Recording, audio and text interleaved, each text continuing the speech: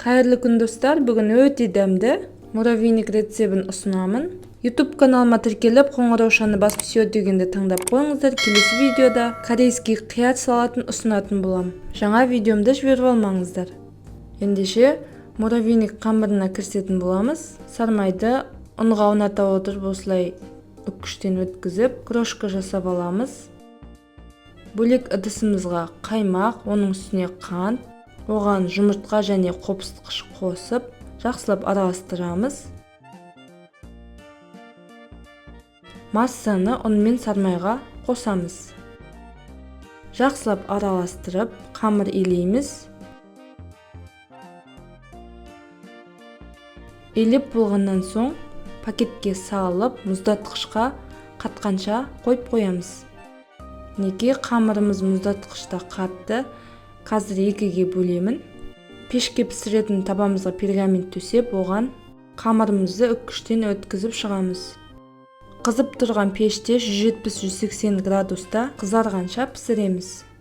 Араластыратын кремін дайындаймыз. Вареный сгущенкаға ертілген сармай және көкнар қосамыз. Вареный сгущенканың осындай деп деген фирманыкін қолдансаңыздар болады. Өте сапалы. Массаны блендермен немесе осындай миксермен араластырамыз. Неге муравейник печенесі пеште пісіп шықты. Енді оны оқтаумен ұсақтаймыз. Немесе осылай пакетке салып ұсақтасаңыздар да болады.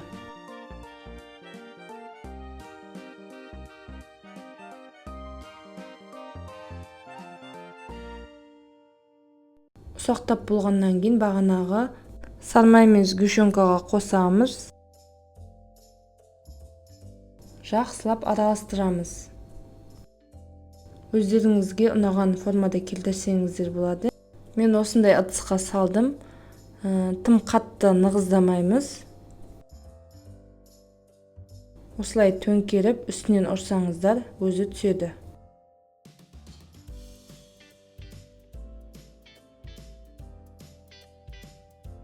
Бетін қалауыңызша семдейсіздер. Мен осындай шоколад сеуіп шықтым. Шайға ұсына берсеңіздер болады, өте дәмді шығады. Видео ұнаған болса, лайк басып, каналыма тіркелуді ұмытпаңыздар, пікір қалдырып қойыңыздар. Келесі видеода жаңа салат рецепттерін жіберіп алмаңыздар. Шайларыңыз дәмді болсын.